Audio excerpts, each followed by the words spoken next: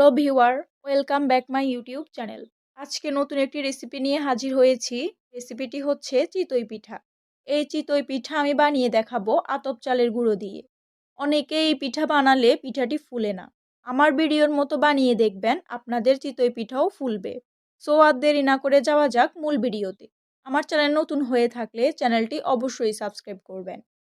চিতই পিঠা বানানোর জন্য গরম পানি করতে হবে। সেই জন্য আমি প্রথমেই পানিটা গরম করে নিব। এবার একটি মিক্সিং বোলে চালের গুঁড়ো দিয়ে দিব। এইখানে 250 গ্রামের বেশি চালের গুঁড়ো নিয়েছি।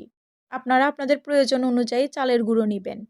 এইবার চালের গুঁড়োতে দিয়ে দিব কোরা নারকেল। এরপর দিয়ে দিব 1 চা চামচ লবণ। এইবার চালের গুঁড়োতে নারকেল ও লবণ ভালোভাবে মিশিয়ে নিব। এইবার আমি এতে পরিমাণ মতো গরম পানি দিয়ে দিব।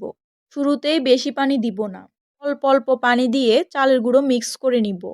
অল্প অল্প গরম পানি দিয়ে চালের গুঁড়ো মিশালে আর চাক থাকবে না। এই চিতই পিঠা বানানো খুবই সহজ, তাই শীতের সময় আর দেরি না করে এখনই বাসায় চিতই পিঠা বানিয়ে ফেলুন। চালের গুঁড়োতে 2 থেকে 3 বার গরম পানি দিয়ে মিক্সটা তৈরি করে নিতে হবে। মিক্সটা যেন বেশি ঘনও না হয়, বেশি পাতলাও না হয়। চালের গুঁড়োতে চাক থেকে যেতে পারে, তাই অনেকক্ষণ ধরে চালের গুঁড়ো ভালো করে মিশিয়ে নিতে হবে। এতে করে চালের গুঁড়োতে আর চাক থেকে যাবে না। এখন পিঠা বানানোর জন্য চালের গুঁড়োর মিক্সারটা রেডি হয়ে গেছে। এবার চিতই পিঠা বানানোর জন্য অল্প অল্প করে প্রতিটি সাজে সাদা তেল দিয়ে দিব। ফার্স্ট বেস পিঠা বানানোর জন্য গ্যাসের আঁচটা একটু বাড়িয়ে রাখতে হবে। এইবার তেল সাদা কাপড় দিয়ে প্রতিটি সারফেসে ছড়িয়ে দিব।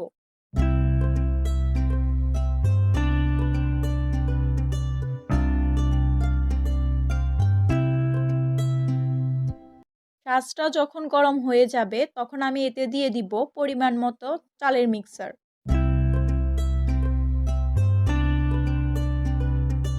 সবগুলো সাজে চালের মিক্সার দেওয়া হয়ে গেলে ঢাকনা দিয়ে রেখে দিব 2 থেকে 3 মিনিটের জন্য। 2 থেকে 3 মিনিট পর ঢাকনা সরিয়ে নিব। ভিউয়ার, দেখুন চিতই পিঠাটি অনেক ফুলেছে।